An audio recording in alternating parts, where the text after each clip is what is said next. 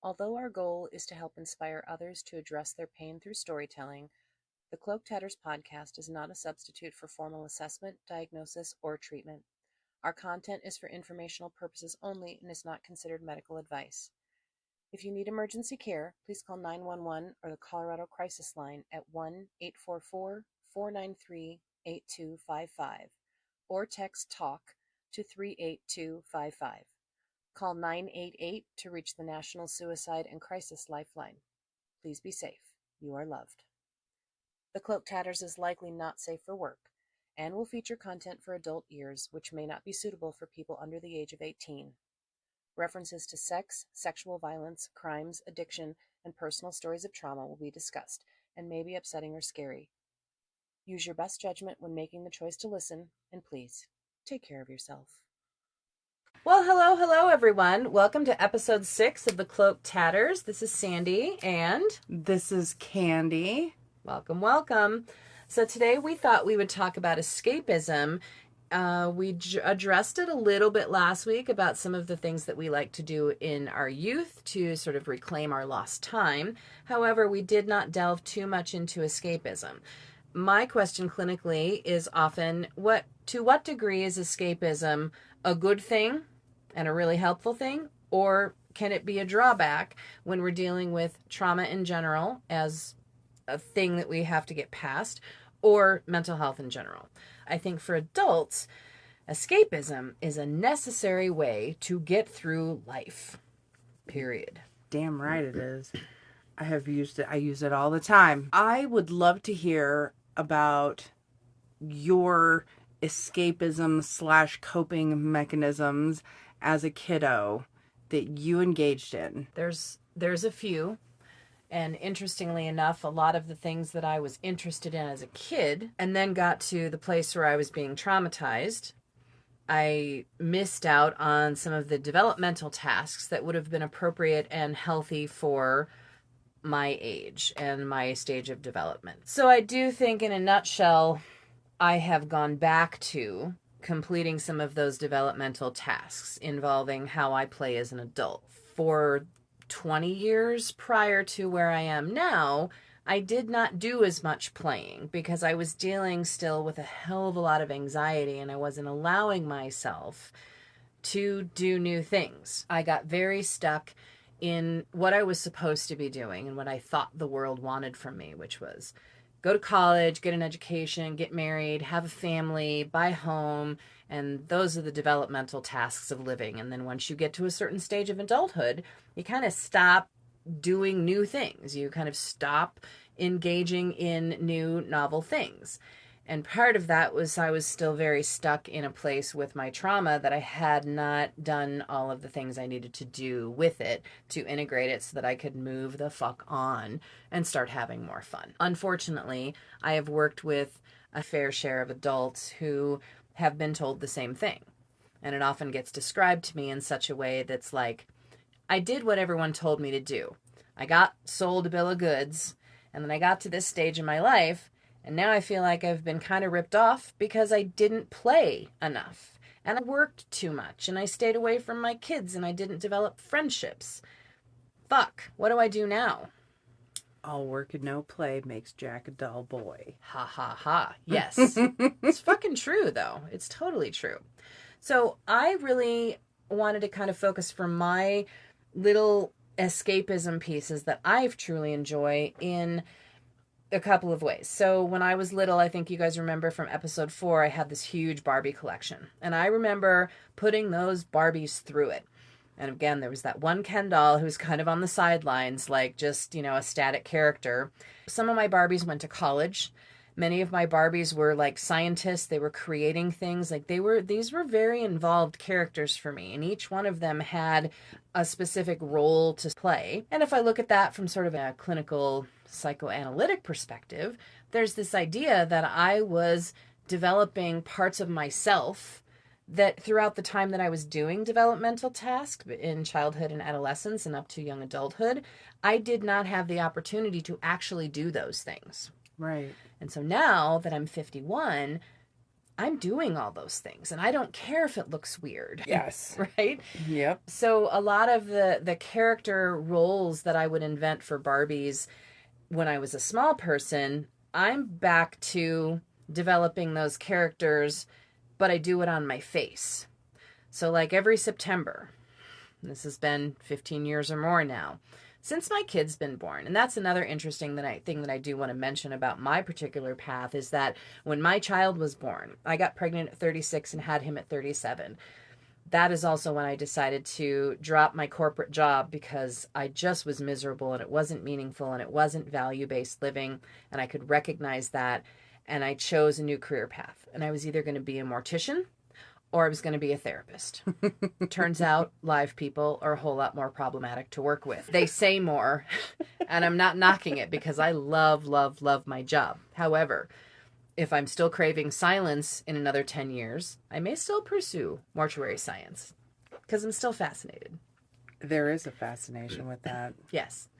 And it's a sacred honor to be in that work anyway. It's a sacred honor being in the work that I am in currently. But so back to the original point of when I got pregnant at 36 and then changed jobs, I ended up quitting my job at 37 with a 9-month-old on my hip and going back to grad school. And my reasoning for that was, how am I supposed to raise a kid who I say, the world is yours, go be anything you want, explore, and live authentically, if I wasn't doing it myself? And so that was the big impetus for me. Ooh. And having a kid, of course, especially now, there are a lot more people playing with their children and being really engaged with their children. Right. And I took my kid everywhere. I took him to museums. We spent probably 70% of his young childhood, his babydom, at libraries, which was great. It was tons of, and we would go to the library and literally rent as many books as they would allow us. And sometimes I would come home with like 2 grocery bags full, like 60 books at one time. Dang. And he would just absorb those. So that is my cue as a parent at that point, was to play more and be more present. So my son and the birth of my son really helped me to redevelop my play skills as an adult, which some people say that that's a little weird, but I'm also doing my fair share of adulting. I'm paying bills. I have a house. I pay for a car. I buy groceries. I do all the things that adults expect, that it's expected of us. But I also play, and I incorporate play and fun into my daily life because it's how I survive this really up world. So a lot of it was characters. And so now when September rolls around, I am with my face paints and my makeup, and I'm an early bloomer. I'm not waiting for October to put my face on. I'm going to start going to events, and every time, and I don't go to work like this. I would show up at work and people would be like, what's that? But then they would look at me and go, I'm not surprised. Quite honestly, let's be honest. I roll how I roll. But I will absolutely go and put a character on my face and go places. People can think of it what they want. I don't care. I know I get to use my palettes. I know I get to use new techniques. I get to experiment. And whatever ends up on my face is how it ends up. And so I take pictures of myself every fall season whenever we go to events. And I take, it's like day number 1 of day 10 of makeup. So I love doing that. That's part of a character creation, which is an escapism piece for me. I like that. I can see that. Yeah. It's making yourself into somebody different. I was looking at pictures of myself on my phone in my memories, and I'm all, damn, who is that? When I put on makeup and really go all out, I feel like I'm somebody else. I can be somebody else. And I find even just the act of putting on lipstick will change the mood. It changes my mood and how I interact with people. Yes. And how I just look at the world around me. It's a very fascinating phenomenon. I love it. Horror is always something that has been an escape for me. Absolutely, since I was 5 years old. I was born in October. I love Halloween. It's my jam. It is my fucking holiday. And I am going to be more weird than I typically am during those fall months than any other time of the year. And I get very excited. I get all of them when the weather cools down, the crunch of leaves is on the ground. I wake up. That is wakey, wakey, time to be alive. It's hoodie weather. Oh, I love hoodie weather. It's so great.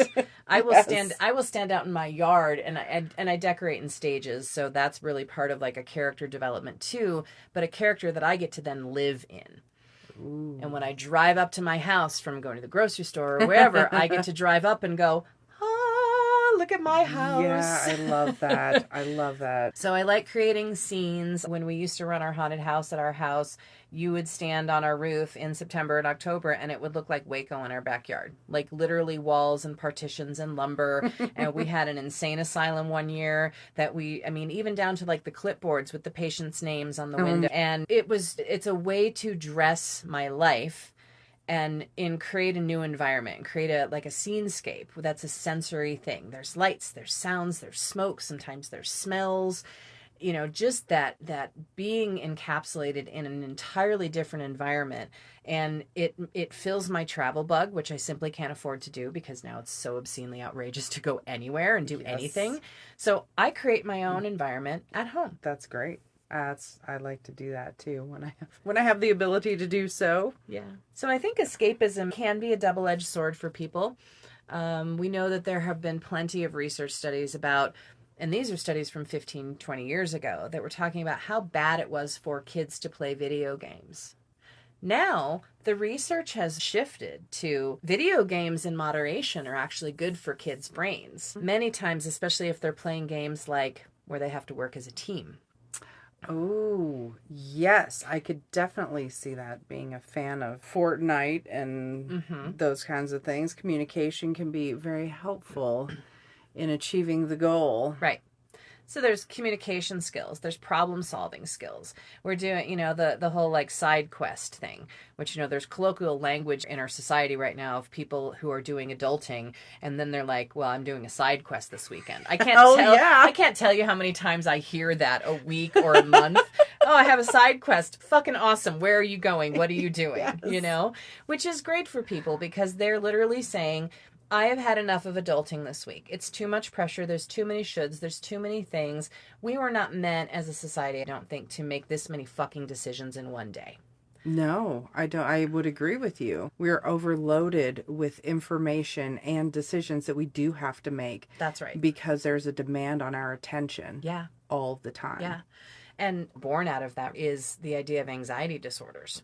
Yep. There's too much to do. There's not enough time. Yet you're feeling so pressured from society, your boss, your spouse, your kids, your friends, your parents to do all these things, the shoulds.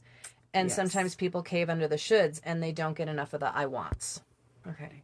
We have to lean into the wants. We have to lean into escapism. I think everything in balance. And that's sort of my typical Libra way of like, you got to have balance with things. You have to do some of the have-tos because that also fuels a certain part of it too. It helps us to gain a sense of mastery over our lives. It helps us to gain confidence, learning new things, doing hard things and pushing through them can be it can be wonderful for our brains, and it is wonderful. We need that.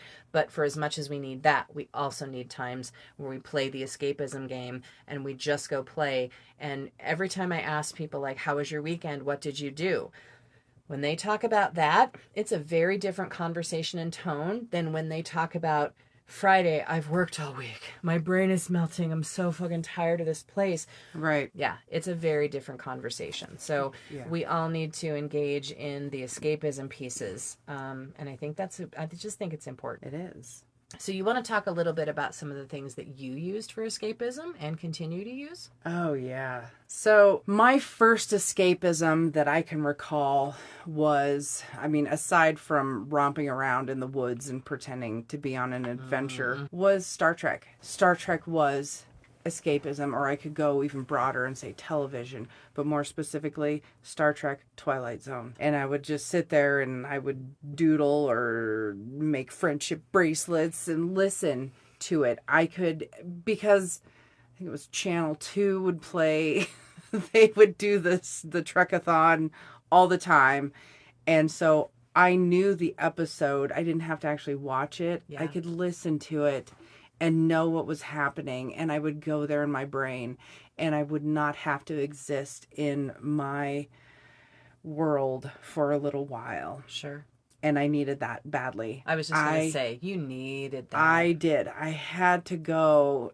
I had to go bye-bye and check out for moments of time in order to regulate myself. I didn't realize that's what I was doing at the time, but it is something that I still do to regulate myself. I'm like, I'm really feeling anxiety. And you were just talking about being pulled in a million different directions. Right. I have a tendency to overbook myself socially and with obligation because it does fill my cup so much.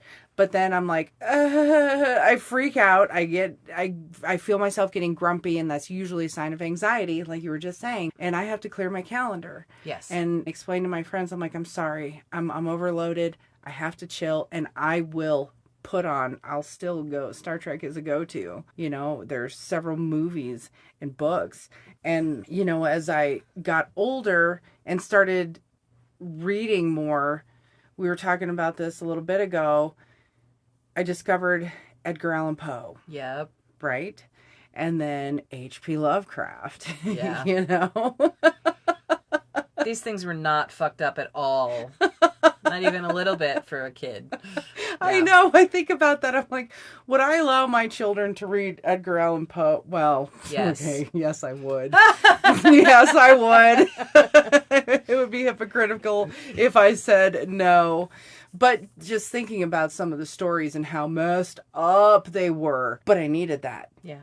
I needed that horror, going back into that horror aspect. Like, holy shit, at least I'm not being bricked up into a wall. Right. You know? Mm-hmm. I'm not, like, having to deal with the elder gods coming up and wanting to destroy the world as we know it. I'm okay because I don't have to deal with that. Right. You know? And reading, we talked about this a little bit ago too. Reading, you're safe.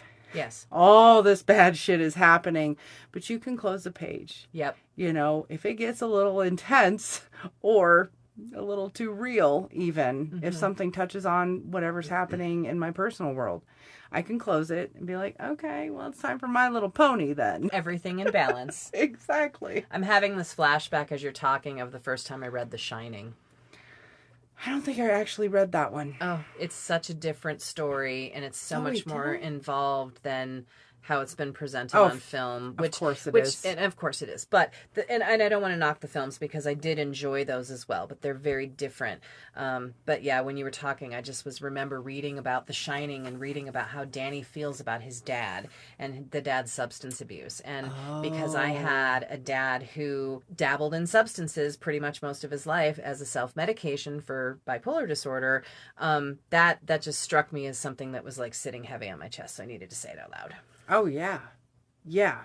And it's just like now when I'll watch horror movies or I'll watch murder shows, you know, I can really get into them until they hit a nerve and it strikes a little too close to home and I'm not in the mood to compartmentalize or dissociate from it for a moment. Sure. You know, 'cause try not to do that. I like to be in the present. Mm-hmm.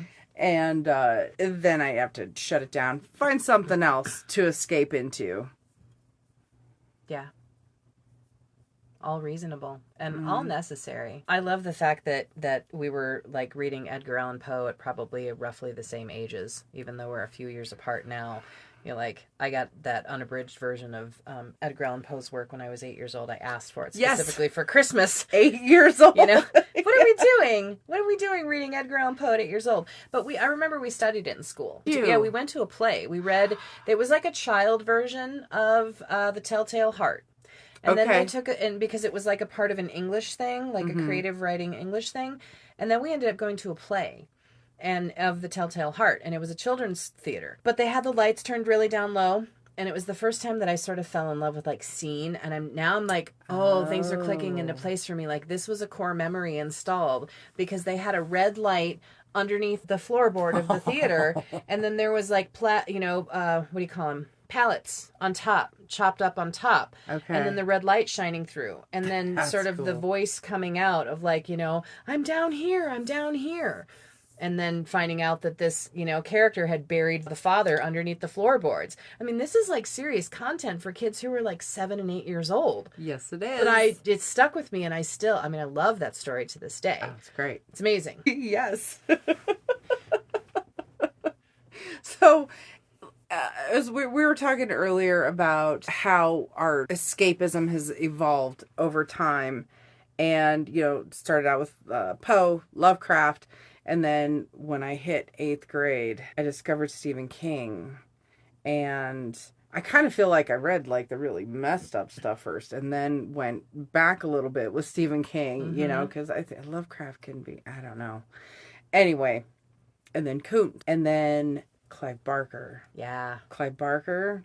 Woo! Probably my favorite, I think, because there's some messed up stuff in there. And sure is. The more fucked up, the better for me. Yeah. Whether it's books, movies, television, I'm like, gimme. Oh, I know. yeah. I'm over here nodding furiously if you need to know that. But yeah. Yes. We have that in common. And I think that's one of the things that I really like about working with you is like, I can tell you I watched this really fucked up thing. You're like, me too.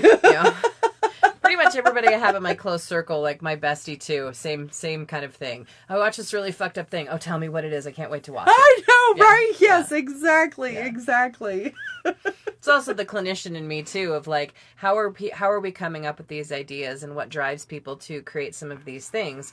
Well, sometimes the answer is flat out trauma. What did we see? What happened to us? Even so far as like war trauma, natural disaster. Like Tom Savini. He's one of my favorite, and he's like a god of special effects. Oh. Well, he was a photographer in Vietnam. Oh, that is cool. Where do you think all of his effects came from? What inspired that? Oh my gosh. So he took his trauma and literally turned it into fucking art, like Right. physical art. Oh, Right. So good. That's exactly what I do with my own writing. Yeah, you do. I do. If I'm feeling a particular way, I will take that and channel that energy into a certain character, even if I'm not going to use that piece in a book. Like, I was feeling particularly crusty about a situation with somebody, Sure. and I needed to, oh my God, it was like eating my lunch. And what I did was I took my most awful character in my book, and I'm like, okay, so this major event just happened in my story. This character ended up here. Go.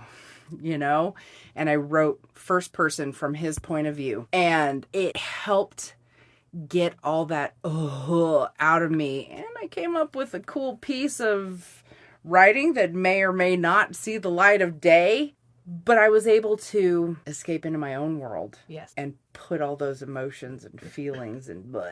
Yeah. By writing some really fucked up stuff. Right. I just wrote some really fucked up stuff yesterday. So much so that I'm like, I'm done. Yeah. I had to close up the laptop. I'm like, ooh, that was heavy. I'm done. I need to watch She-Ra or something now. Sure. I Something need a palate cleanser. Something a little lighter. Yes. Yes. I love it. Palette cleanser. Yeah. It's the idea of like rewriting your narrative. Mm-hmm. When we talk about narrative therapy or narrative approaches to therapy, how do we change the story of what we've lived into something that we can accept, or where we can take vengeance in a way that we couldn't do in real life? Yes. That can be amazingly therapeutic for people to do, either with a guide, a therapist, or on your own. Yep. But sometimes it can be really heavy. And I would encourage people, if you do that, to process it with someone. And if you still can't shake it, like that's a really good way. I mean, it comes down to like the journaling piece, right? When people are really feeling overwhelmed, I tell them like, you need to dump your brain out. Yep. And what's the best way for you to do that? Do you need to talk into your microphone on your phone? Do you need to go listen to music in the car? Do you need to journal entry? Do you need to just dump your brain out? Because most of the time people report, oh my God, that makes me feel so much better, lighter. Yes. And you're describing the same exact experience. It is a pressure release valve. Yes. It's like, exactly. Let me sling some fucking paint on a canvas. Yep. I'm going to use reds, deep blues, and black because that's how I'm feeling. And just paint with my emotions. No matter, now I do paint with sunshine, rainbows, and happiness and goodness. But man, those paintings where I have dealt with, I don't want to say negative emotions, but the heavier emotions Sure. are, they're so raw. Mm-hmm. They're so raw, and you can feel it. You can see it in that painting and that drawing. Yes. All the crud that I've kept inside, just fucking get it out. Yeah. Yeah, and so... And that's just shadow work right there. Is that what you would call shadow work? Oh, yeah. Taking the worst parts of ourselves, and I don't want to say worst as in they're bad, but the most angry, the most visceral parts of ourselves. Yeah. And doing something with them in such a way where we get to get it out. You know, like I walk through sometimes stories with people about, tell me what you would do to this person who hurt you. What would that be like for you? And they get to tell me, and then I don't get to tell anybody. Right. And then they get to go, oh, it is such a relief. because if we're having those feelings, we can't shame people for having those vengeful, mean, awful, hateful, the vitriol, right? Because we're human. That's a full range of human experience. Yes, it is. And when bad shit happens to us, sometimes we have to encounter that bad shit and manipulate it in such a way that we can use it to make ourselves feel better, which hence your characters and the things that you write. Oh. Yes. We look at the shadow and we say, hey, come here. I know you have shit to tell me. Exactly. Whisper in my ear what you want to say. Right. And I'm going to broadcast it out on the page for you. Right. Yep. Bingo. Slurpy delicious. I love it. So we were talking earlier about other things that we do for escapism. And a huge one for me since late teenage years through now, currently active, are RPGs. I love role-playing games. And I'm not talking, I mean, I play Baldur's Gate on the computer. You know, we have our adventures, our side quests. Mm-hmm. You know, I play with my oldest kiddo, and I love that.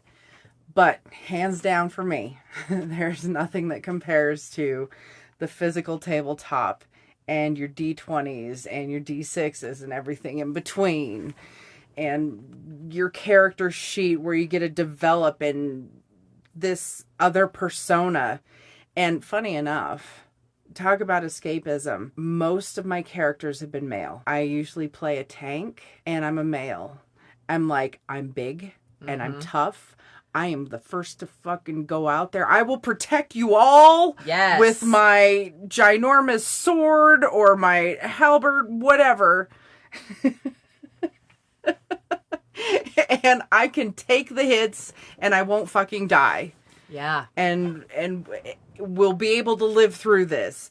And that so translates to, you know, pent up feelings of my past and feelings too vulnerable.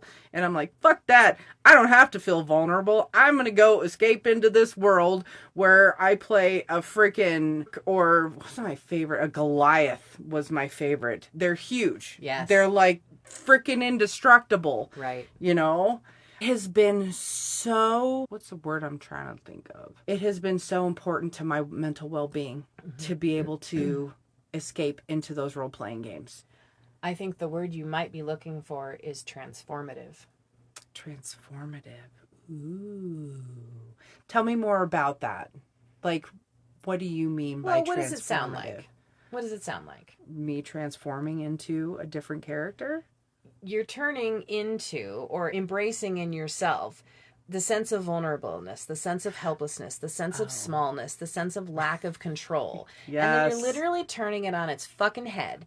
And you're saying, I have all the control. I am the strongest bitch in the room. And guess what? If you do something that pisses me off, or you do something to try to hurt me or somebody else I like or love that's on my team and on my side quest, I'm going to take this fucking hammer and I'm going to bash your brains in.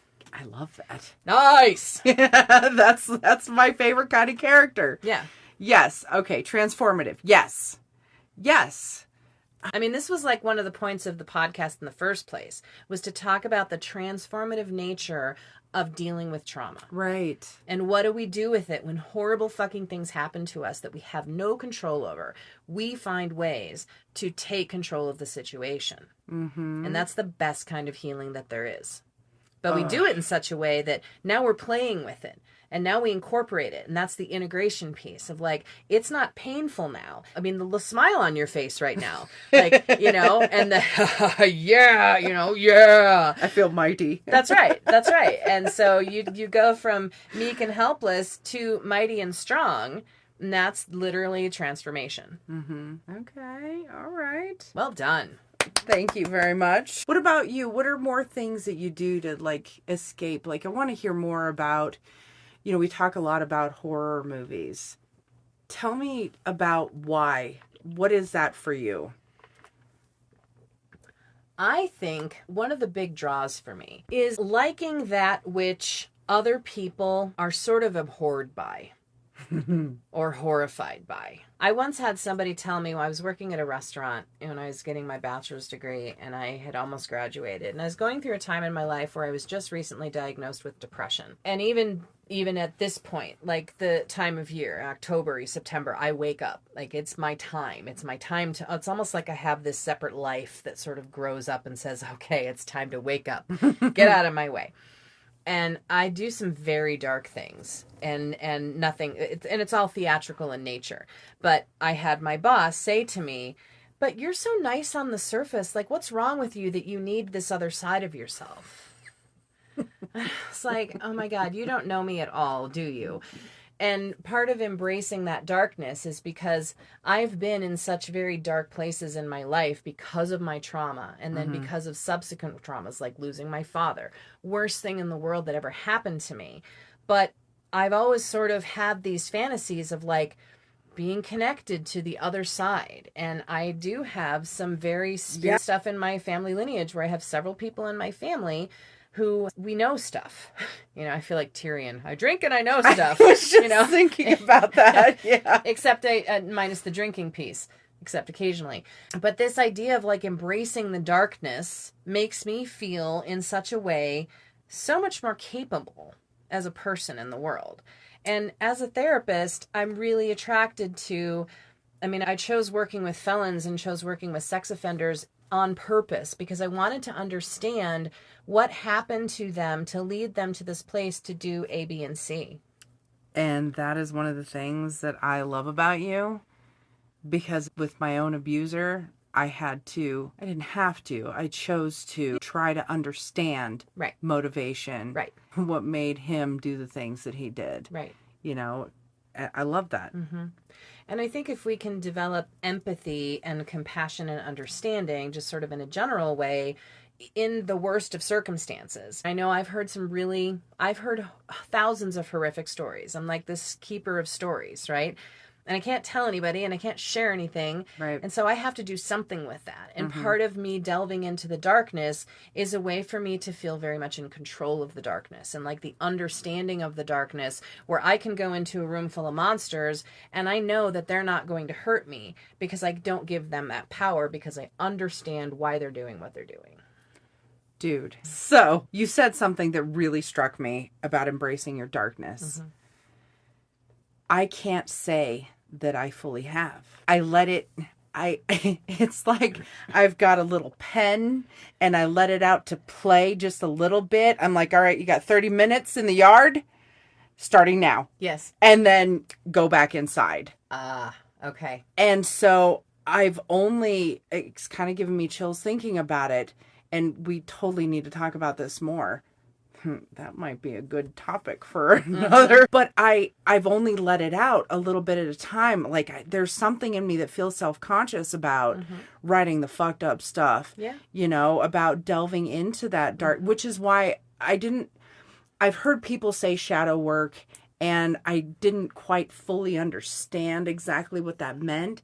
But I have not made peace with my inner darkness. I am intrigued by this conversation. Sure. Or, well, subject. Because it's really making me think about more work to do with myself. Sure. you know? Well, you and I have had the conversation about I've been dealing with my trauma for many more years than you have. And you Right. just sort of started this process. And I will tell you, anybody who's listening in the audience, does it take decades? Yes, oftentimes decades, oftentimes years to fully integrate experiences that were of such a severity that it screwed up your entire developmental timeline. Right. Right? You spend decades. And I'm not saying that you're dysfunctional all those years. I'm just saying that it's the reckoning of it, and the soul really has to, and the body really has to do, we have to do it on a multitude of levels. We have to do it mentally, we have to do it cognitively, we have to do it spiritually, we have to do it emotionally, we have to do it somatically, meaning in the body. Right. And so when we first start our healing, we don't know all the things and all the doorways they're going to open for us. And I'm not going to try to do like a surprise here. But I already knew that about you, that you were not I'm sure yet you ready, did. that you were not, because that's normal, especially in early recovery, which you still are. Right. Even though you've had 2 years of sobriety. That's right? nothing. Right? It's still a drop in the bucket compared to where you will be 5 years from now. Right. Or even a year from now. Yeah. Because shadow work is all about, here's my garbage. I'm out. It's sort of like coming out of the closet, but with all the horrific shit, and then just taking ownership of it. And it's obviously more complex than that. Oh, totally. Yeah. Oh, this is cool. But for years, I held shame around, that judgment from that boss I had. Well, why are you like this? And I was like, look, bitch, I am who I am, and you don't know what I've been through. And I get to embrace this side of myself. And if you don't have that, or you don't need to do that, that's fine. But you don't get to judge me for doing what I need to do, because my story is very different from yours. Yes.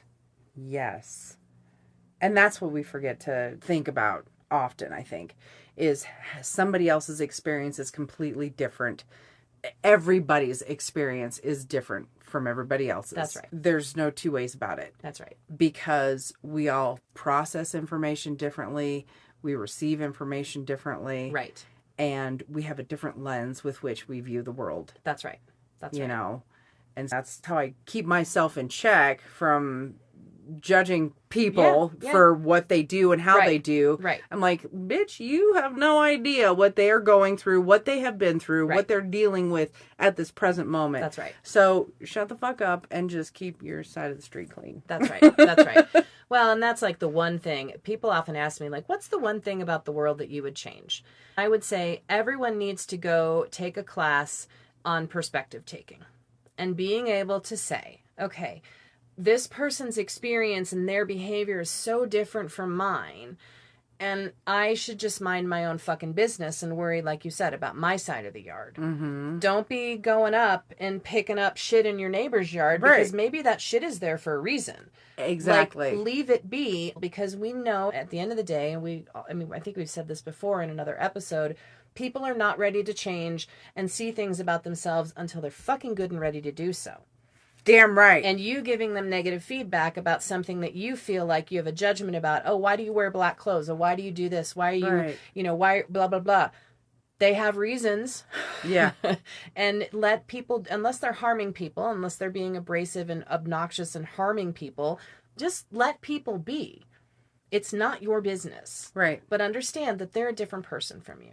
Exactly. So, perspective taking 101, give the certificate at birth, and then go take a class and stay there as long as you need to until you get it. And do we all judge? Of course we do. That's like the human nature, to want to put things in categories to describe it and explain it so we understand it. Yeah. But when it steps into that crevasse of now we're trying to control other people's behavior, or control what they're doing, or control who they love, or control what they do with their body, no, that's where it stops. Right. Oh yeah. I mean, I get judged on my outward appearance all the time. I'm sure. Most of the time I don't pay attention, but every once in a while I will catch the hairy eye from somebody. You know, I had a friend who used to give me shit about all my facial hardware, as I like to call it. Sure. You know, why do you have all that shit in your face, is what she would say. You know. What a fun friend. Okay, yeah. She's And why do I do my hair a certain way? I'm like, why Yeah. do you fucking care how I Yeah. do my hair Yeah. and my makeup? I'm not you. I am Yeah. me. Yeah. You know, I just want to be who I am. And yeah. Judgment is often learned, isn't it? Yep. People who feel the most judged often judge other people the most harshly. That is not to say that I have not had my moments of judging others. Oh, we all have. We all have. But we need to have enough self-awareness to catch ourselves. Right, And go, exactly. Oh, wait, I'm so stop. much better Yeah, stop. at catching myself Right. with that nowadays. Are there more things that you wanted to talk about? Did I answer all your questions, first of all? Yeah, totally. Okay. Yeah. Yeah. There's safety in darkness for me because I spent, just to kind of cap off, my experiences really led me to feel in a very dark place that because it was my shadow stuff, I did not feel comfortable for many, many decades sharing in a way that was honest with other people, but inside I knew. Mm-hmm. And I knew at some point there would be a reckoning. And my reckoning is I just get to be out and I get to share what happened to me and people get to hear it and that's it. But I'm comfortable in the dark places because I know what the darkness means. I like that. We're going to talk about this more. Mm-hmm. I think we need to make a whole episode on it. Swing! As I was writing down topics about escapism, a lot of my favorite personal escapism is like portal fantasy. Say more about that. So, portal opens up, you fucking step through, you are in a different world. Got it. And, yes. You know, I make this joke a lot, and I will continue to make it until I die. When I'm hiking, you know, I'm like, you find those beautifully formed archways. Yes. Right? Mm-hmm. And I'm like, oh, God, please be a portal. Mm-hmm. I am not kidding. I'm like, I know. When I step through this, please let it be some fucking fantasy different world I've never been to. Yes. and it hasn't happened yet. But if I ever end up missing, I have found a portal, you know, and I have decided to step through, you know. Send me the address. Fuck yeah, I will. I'll be like, wait. Can I bring some friends along? Please. And then we'll have our own D&D campaign in real life in this fantasy world. But yeah, I'm just thinking of some of my favorite books. You've got Pierce Anthony, the Xanth series. I don't know if you ever read that. I'm not familiar. No. It is an entire world based off of puns. It's just a fun time. It's actually where I got my youngest kiddo's name, was from Vale of the Vole. Oh, that's adorable. It is. I love her name so much. And then one of my other favorite books is by Greg Bear. He writes mostly sci-fi. My favorite is a fantasy novel of his. It's called Songs of Earth and Power. And it's a combination of two. It's the Serpent Mage and the Infinity Concerto. And his kid follows instructions to go through this house. And he has to go through the backyard and then, you know, go into another yard. And he's in this whole other place. Yeah. And he has to learn how to survive and make it in this world. I'm like thinking about that right now. And why I like that so much, it's giving me chills talking about it, is because it is a quest to find the self. Yes. And I didn't realize it until recently, like, I don't know, the past like 2 years of sobriety. Huh, funny how that works. I know. Like, I've been trying to find myself and going on adventures like we talked about in last episode. The more that I do, the more points of information that I gather, the more I can figure out who myself is. Yes. Who am I? Nice. And so that's been huge for me. It's not just like escaping into a world where it's totally fucking different. It's the development of the self. You know, this person or this character has to freaking go through some shit to grow up. And that it's parallel to my life. And I'm like, I can relate to that. I'm all, yeah, that's fucking me in that book right there. Do you know what's so interesting about this? I'm sitting here and I'm staring at you and I'm loving what you're saying and I'm loving everything that you're coming to. But this is how things are for most humans on the planet. But most people don't know that they are in a constant pursuance of the capital S self, of what it means to be human, of what it means to have a full range of human experience. Right. Whether that is grief and loss, or whether it is this insane happiness, or whether it's having children, that idea of like existentialism of like what gives life meaning. Yes. Right? Yes. And so everything you're talking about, as you talked about even the sort of stages of your own development, like I want you to read Carl Jung and understand that you are doing, like your subconscious and your unconscious are starting to gain traction with your consciousness. Yes. And you're pulling those things out of the depths and starting to tune in and walking through new doorways of knowledge, of experience, of emotion, of love, of connection, of loving yourself, of knowing who yourself is. And all of that together equates to the capital S self. And the individuation process of becoming your highest self. So I studied psychology in college for a little while, and shit was real heavy my second year in. And the semester that we were to study Jung is the semester that I dropped out. Okay. I am so sad about that, especially right now. Jung keeps coming up. The universe is telling me that I need to study some Jung. And yeah, I'm there. I'm all for it. Jung, William James. Okay. So I think that the escapism piece kind of come back around. That idea of the escapism, often people have to have other experiences and step outside their comfort zone in order to really find their whole self and find that individuation process. And individuation, unfortunately, is often a place of very much privilege. I just want to mention that. Because if we can't meet, if we go back to sort of like Maslow's hierarchy of needs, home, safety, shelter, friends, social connections, industry, those kinds of things. If we can't meet those things, meet those basic needs, it is very hard to get to the top of the pyramid. So even the individuation of self over a span of time, which is a very natural process that most humans do if we're following that sort of developmental spectrum and timeline, if we don't have housing, if we don't have appropriate food, if we don't have access to medical care, if we don't have love and safety and connection, and we're stuck in substances, in homelessness, in poverty, in abuse cycles, in, cycles of grief and loss, all of those things keep held back from the individuation process. That's interesting. I just wanted to mention that because it's important for me to help people understand that as we move across that cycle of life, many people will not get there because they simply don't have all the means to ensure the safety so that they can complete those developmental tasks. Dude, I never would have thought of that. And that breaks my heart. I never even considered that. That's interesting. And so like automatically I would put myself in a privileged, category, but I'm thinking about it and I'm like, bitch, how fucking privileged were you? You were stunted in your emotional growth for 3 years. Yeah. That is not privilege. I listen to people talk about not experiencing trauma as a kid and I'm all, you're kidding, right? Like, what? Right. I can't even fathom. I know. What that is like. Same. Oh, that's same. Oh man, there's so much to talk about with you.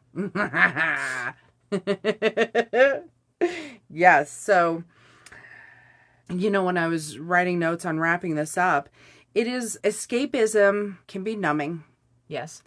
So you have to watch out for that and only do it in moderation. Yeah. I used to escape into books a little too much. When I was a teenager, I was pregnant and embarrassed. And I'm just like, fuck all the kids. They're mean. Right. I'm just going to be in my books. Sure. And instead of getting out enough. Right. It also healthy coping mechanism. Whether it's just getting out of your own head into a completely different place or whether you want to identify with this big, tough Goliath character, it can help you deal with whatever is going on mentally, which can help you process how you're feeling, your thoughts and emotions. There was something that you said, and my brain went numb. Oh, the idea of escapism, kind of what you said about the too much versus too little. Of course, there's a spectrum, right? Yeah. But I think everybody's happy medium is going to look different. Because if I think of people who are very introverted versus very extroverted. Mm-hmm. People who are very stressed out with like their sensory processing gets overloaded by being around too many people, too much business, too much noise, too many, just too much. Mm-hmm. Many people who are introverted do not have the tolerance levels that somebody who's more extroverted will have. So their escapism is going to look a lot more chronic, which may be interpreted by other people as dysfunctional. But they may need the safety of that to be able to, like when you see introverts like hang out together, they're sitting in the same room and they look like they're ignoring each other. It's like, but they're reading their own books, they're doing their own things. It's like parallel play when kids are toddlers. Yes. They don't necessarily know how to do cooperative play yet. And I don't think, I don't have a developmental perspective on that, because I don't think we want to look at introverts and go, well, you're still parallel playing like you're a toddler. No, their brain is wired in such a way that this is what their needs are. They get filled by quiet, being alone, doing their own thing. Then we have the extroverts, who I'm ambiverted because I deal with stuff all week and I'm with people, and then by the time Friday rolls around, my voice is done. Like I'm and I cannot find words, and my coherent logical thoughts sort of go out the window. Now it's time for Sandy to do some escapism of some sort to sort of work through that and shelve it so that I can go and have fun too. So I just wanted to clarify that piece of like, it's a spectrum, but it's going to depend on who you are, what your needs are. And again, that perspective of each person is different. Yes. Yeah. I appreciate you mentioning that, because it does make a big difference. Right. I never would have understood that like 10 years ago. Sure. I would have had an opinion about it. Right. So, well, this has been a fun conversation on escapism. I could talk about escapism for hours. I know. Me too. I think the one thing that I've learned about myself through listening to you today is that, and I knew this about myself, but I think just I want to say it out loud, is that I have always had a very rich internal world. And the things that you go out and do in the forest, I like that too. But I've always done that in my head. Like I can close my eyes and get into a meditative state and go anywhere I want. And that is like actually being there. Yeah. The body processes it. Yes. The brain in the processes same way. it as if you were there. Yeah. Yeah. Oh. Yeah. Oh, we need to talk about that in Yeah. future episodes, because yes, please. Well, and I also learned from this episode that I need to embracing my darkness more. And it's coming out in little bits and pieces. I'm like, Jesus Christ, did I just fucking write that? I know. Every time I get a glimpse of her, I'm like doing my woo woo, like trying to pull that out more. But it's not my job, so I don't. And I just sort of listen and observe. And I'm like, because I watch you when we've watched a couple films together, and I can see the gears just spinning around. And then I'm like, you haven't gotten there yet, and that's perfectly fine. Right. It's not my business to push on that, because I'm not your therapist. I'm not. I'm on the outside looking in, but I can't wait to see that unfold for you. I'm excited too. Shit. I've like cracked open the door and the monster's got its big hairy foot sticking out, and I'm all, oh, big guy, what does the rest of you look like? You know? Right. And what's really nice is you can make him look however you want him to look. I'm going to draw my darkness. What is my inner darkness? Now we're into future episode territory. Hell yeah. And I think we should do something where later, like, if you get to that point where you've defined that visual monster, we should put that on the website so that you can share it with people. No pressure. None. I'm just saying. You know what? I have drawn little bits of what. Oh yeah, yeah. This is gonna be a thing. Yeah, that's my homework. Oh my God, I love it. Do a podcast now. You have homework. I love homework. I'm a big old nerd. Give me all the homework. Yeah, no. I like the experiential. Do it and then move past it, and it's in the memory bank. No, I like to get deep. Yeah, I just don't need to write it out, because, again, I do this all day long. Like, every single day, I'm, like, conceptualizing cases and what goes where and how can I do this and what can I give this patient to, sort of help them move along. And so I just do it all in my head, and it's up there. The file cabinet's just rusty sometimes. So maybe I should be writing shit down. I don't know. I have to write it down. I have to. As much visual processing as I do, I still have to write shit down. Yeah. For sure. So, well, this was fun. Yeah, this was a good time today. All right, so I guess our recommendation to you as humans in the world is to go play. Go Oh, figure yeah. out some escapism for yourself and go do that thing. You know, whether that means you take a drive by yourself and you pretend like you're crawling through a portal in a forest, or, you know, you sit and meditate and you think about your safe place, or you create a visualization in your head of like where you would want to go and what you would do while you were there, and, you know, sipping the smells and the sights and like taking it all in. So whatever escapism looks like for you, as long as it's not causing you or others harm, Highly recommend. Go do it. Yes, do the thing. All right. Well, we will see you next week for episode 7 of The Cloak Tatters.